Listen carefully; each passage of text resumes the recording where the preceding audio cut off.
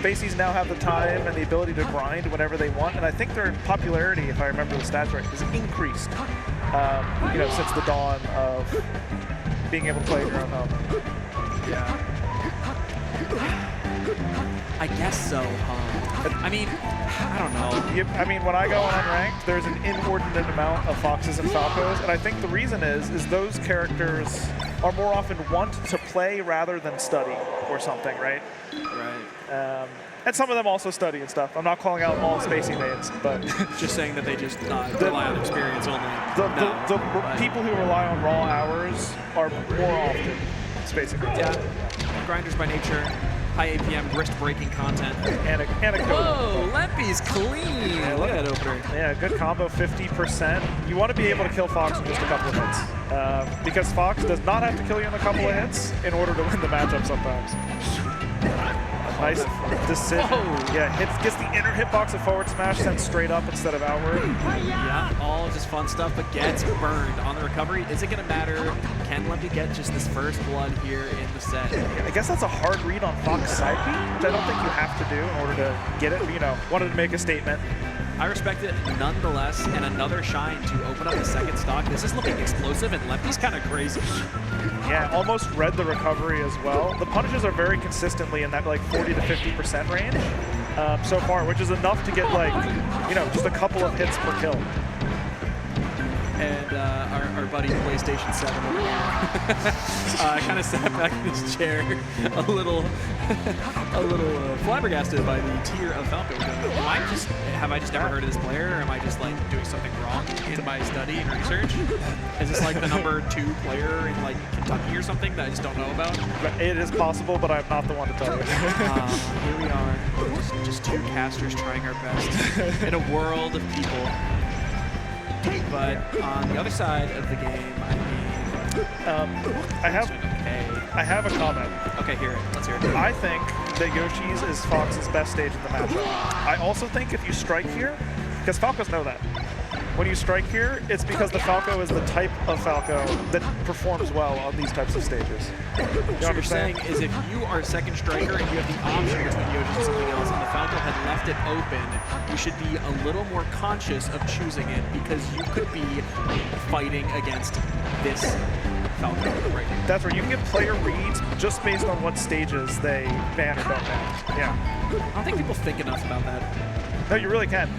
When you factor in the color costume that they choose, assuming there's no legacy to the reason they chose it, and the way that they strike stages, you can figure out like a little bit about them. I mean, it's just a hunch, but maybe you change like your opening based on that. The backer's going to do it. You know, we have a tight game once again. We do have a tight game. I do want to pick your brain on colors a little bit another time, since we're in a last duck situation right now, but I haven't seen things the way you do, I guess. You mean all quirky and weird? But quirky and weird is cool. I'm different. Built different, simply.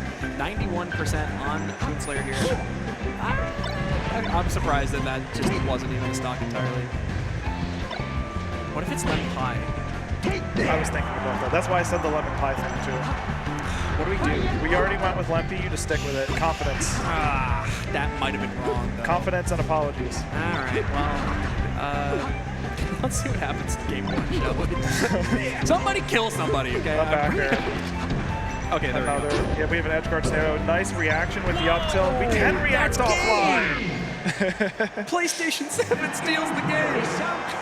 Yeah, I mean, picked it up enormously. I think with the big difference, able to avoid those big openings. We didn't see a lot of 50% combos near the end of the game. It was just the first 4 combos led to 2 kills. And we're back to Yoshi's story. Sometimes people play their best in the first 2 minutes of the game. Yeah. Just throwing themselves at the opponent, trying to scare them. And it's happening again, isn't it? Yeah. Well, I mean, there's different reasons for it. Like, it's the choices that are being made that lead to those combos, right? And it looks like Lempie has identified some of the evasive maneuvers that Poonslayer7 was using in order to avoid the big punishes, and is now starting to directly counter, like being even more forward, starting to overshoot more often, because they were sort of like directly clashing more often in that first game from what I saw. Thinking, there's smoke coming out of my ears. I'm trying to figure out if this was... Okay, so obviously... Oh, okay. I don't even know what to talk about anymore because I had a thought and then it went away and I saw Fox air dodge and here we are. I got you. Help me out good. here. One other thing that I've noticed is Poonslayer7 is putting additional emphasis on just knocking Falco off the stage. Because Falco's recovery is somewhat exploitable more often, and you at least will get additional percent. At the beginning, it looked like he was going for kind of like whatever hit I can get is a good one. I'll try to get a knockdown or something. But like, look at the combo routing. Even that shine pushes him off toward the edge. And objectively, it's not the best decision because they can grab the edge like that.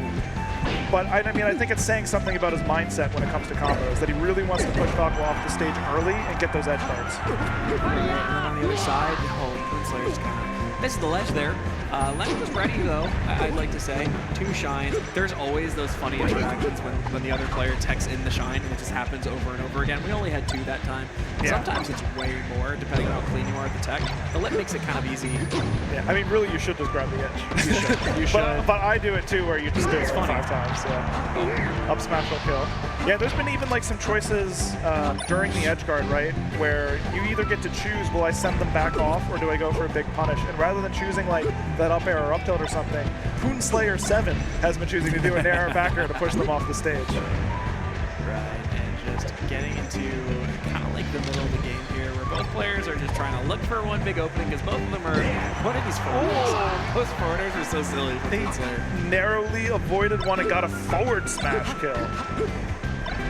And you're feeling good, you know, you kind of feel like you were robbed in game 1 if you're Falco in this situation, so you're trying to bring it back, trying to go to a game 3, and one stop needed is all you need. That laser reset was perfect as well.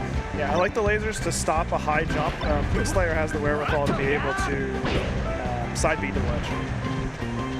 Poonslayer's starting to fight back in this match.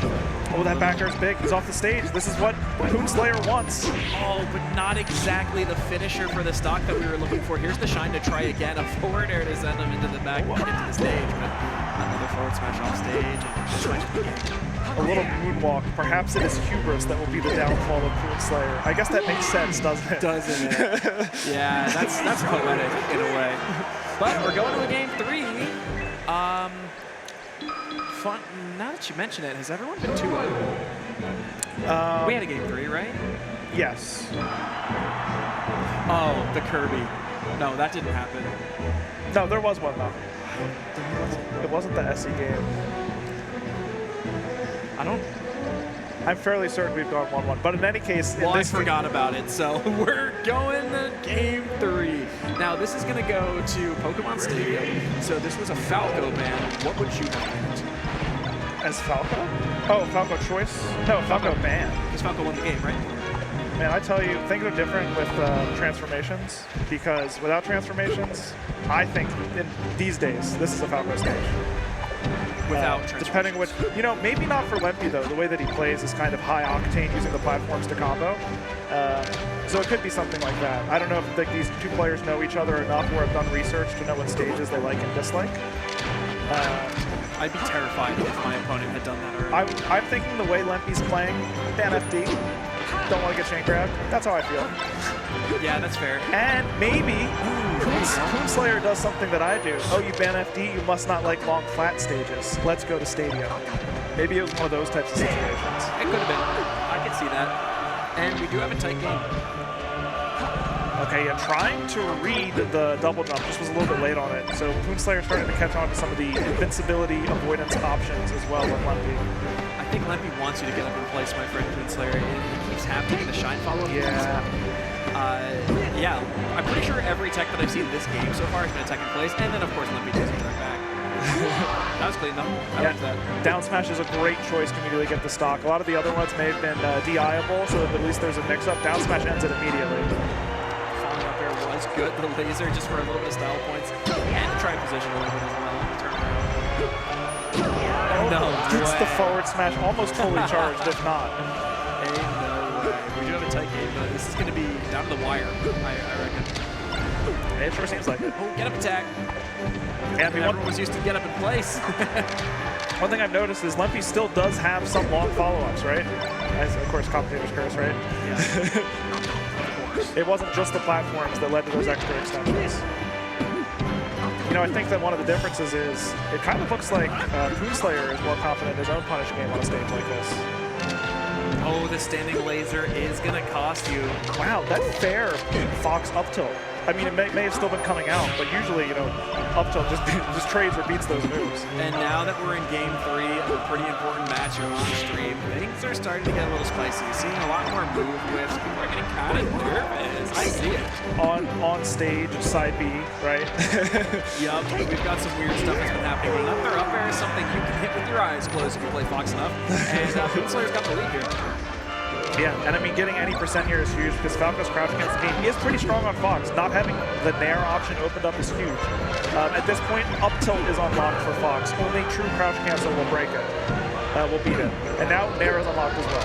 Pop-up Nair is also really good for damage. 42%, even more with the new platform that was just formed. And this stadium transformation is kind of making things really tricky.